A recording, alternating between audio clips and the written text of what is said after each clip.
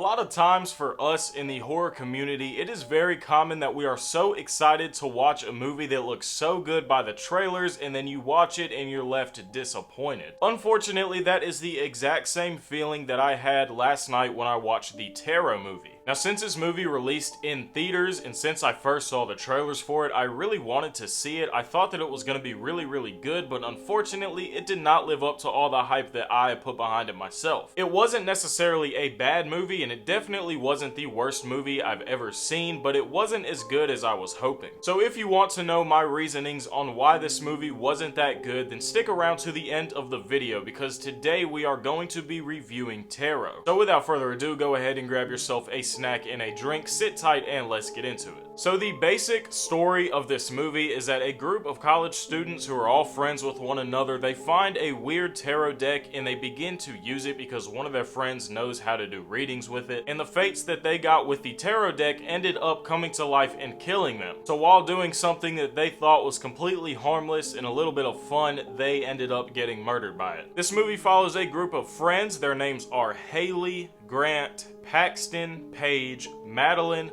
Lucas, and Elise. They end up renting a mansion to stay at, sort of like an Airbnb for their friend Elise's birthday. And while they're in there, they go into a room that is clearly marked "Do Not Enter" and "Keep Out." Obviously, this being a horror movie, they're not keeping out. They go in there and Paxton finds this really weird old deck of tarot cards. Like I mentioned, Haley is the astrologist in the group, so she knows how to do the readings with it. She warns them at first that they should not be doing this, but they all beg her to go along with it anyways. So they set the scene and they get to work with their fortunes. Elise's fate is the High Priestess, Lucas gets the Hermit, Madeline gets the Hanged Man, Paige gets the Magician, and Paxton gets the Fool. Grant ends up receiving the Devil, and Haley herself gets the Death card. So all of the cards that they each pulled for their fate, this is what is going to come back and haunt them and kill them in the end. Well, not all of them, but we'll get to that in a second. So the day after Elise's birthday, she unfortunately meets her fate when she falls off of a ladder and the High Priestess bludgeons her with it. And the next day, their friend Lucas is on a train track and he gets attacked by the Hermit and hit by a train and killed as well. So it's at this point that the group of friends kind of figure that something has to be going on, so they begin to do research on it because they're like, there is no way that our friends are dying in the exact same way that Haley said their fate would end up. So in doing research, they find one reoccurring name, and that is Miss Alma Ostron, and she is supposedly the top tier,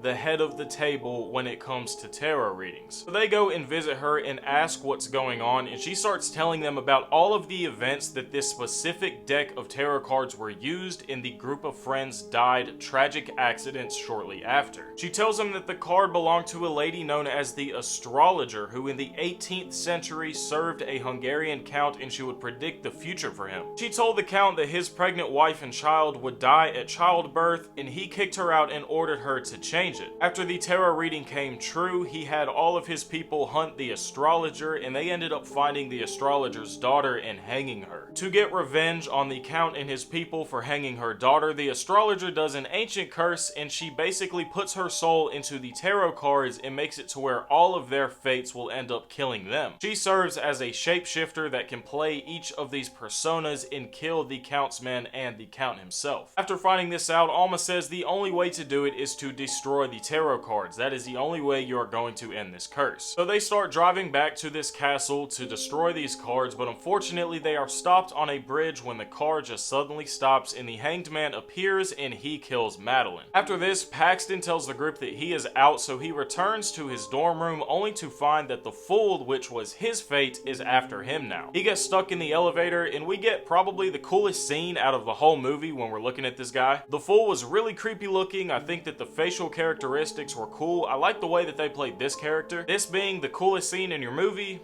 honestly isn't really saying much. So Haley, Grant, and Paige return to the mansion and they throw the cards in the fire, but they are not burning, so they have to call Alma to come and help them destroy these cards. She figures out that they need to do an actual reading on the astrologer so that her fate will destroy her, but in doing so, the astrologer just pulls an Uno reverse and she does her fate test on Alma. That was a mouthful of words. I probably screwed that up. So Alma's fate ended up being the Six of Swords, and she dies with 6 swords in her back. At this point, they begin to run, and Paige ends up being accidentally separated from the friend group, and she ends up in the hands of the magician. Now, this being her fate, she gets trapped in a box, and the magician saws her in half for the audience to see. This scene was also a really cool scene. I liked the way that they played this. It was creepy, the death was cool, everything about this was okay. So after this happens, Grant gets his fate, and he starts getting dragged away by this disgusting looking devil creature into the depth of hell. But simultaneously, Haley is doing the reading on the astrologer. The astrologer's card pulls death, meaning that the astrologer is going to die now. So after a little bit of fight, she finally lets go of Haley, and they are saved. The astrologer is dead, the curse is reversed, and Haley and Grant are the last 2 remaining survivors. Or so we thought, because at the end of the movie, Paxton pulls up and reveals that he didn't actually die in the elevator when the fool was trying to attack him. His roommate, that he kind of acts like he doesn't like, Todd, ended up opening the elevator, and the jester guy disappeared, so it looked like Paxton was just laying on the floor crying. So we have the last 3 remaining survivors in Haley, Grant, and Paxton. And that is the end of the movie. That is how this movie that I was very excited to see ended. So let me get into a couple of the things that I really dislike about this movie. Number 1, the acting in this movie was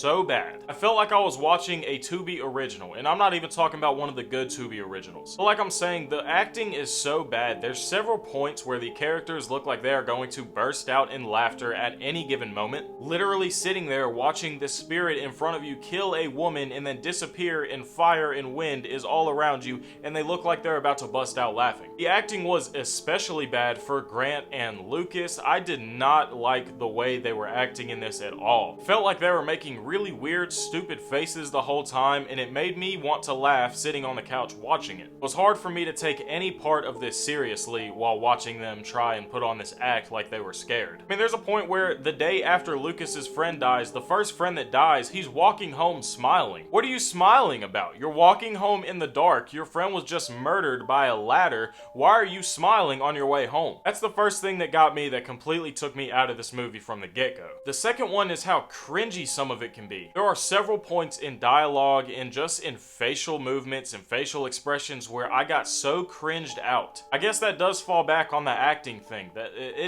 the characters did not fit the vibe at all. Like, I know they're college kids and they're supposed to be stupid and party and have fun, I get that, but if you are literally watching a spirit just disappear in front of your face after killing your entire friend group, why are you sitting there like you're just looking at a meme on your phone? I don't understand. Those were definitely the biggest gripes I had on this film. I'm not saying they're terrible actors, and I'm not trying to trash them, because I don't know what they've been in. I don't know if maybe this was their first movie. I don't know the circumstances, so I'm not sitting here trashing on it, but at a standpoint where I was excited to see a very creepy movie, and I sat down and watched it, and it was just really lackluster in the acting aspect of things, I was just a little bit disappointed. But other than that, it was genuinely a decent movie. Would I watch it again? Sure. Would I recommend that you go and watch it yourself? Sure. All in all, it was okay. I wouldn't give it good, I wouldn't give it bad, it was okay. And it honestly took me an entire day to come up with thoughts on, do I even think it's okay? But if I had to rate it 1 out of 10, I'd just give it a 5. It had its high points, it had its low points, but if you want to understand what I'm talking about, you're gonna have to go and watch it for yourself. It is streaming on Netflix now, and it's also on Blu-ray and DVD, so go and check this out for yourself if you are a fan of tarot movies, or just tarot readings, or just horror movies that you can just put on and not have to pay too much attention to. I would say go and check this movie out. Thank you for watching this video, guys. If you enjoyed, please be sure to leave a like and subscribe to the channel, and if you're gonna subscribe to the channel, you might as well click the notification bell as well, because it is literally right there. My name is Haydxn. It was an absolute pleasure having you here on the channel, and I will be sure to see you guys in the next video. Peace!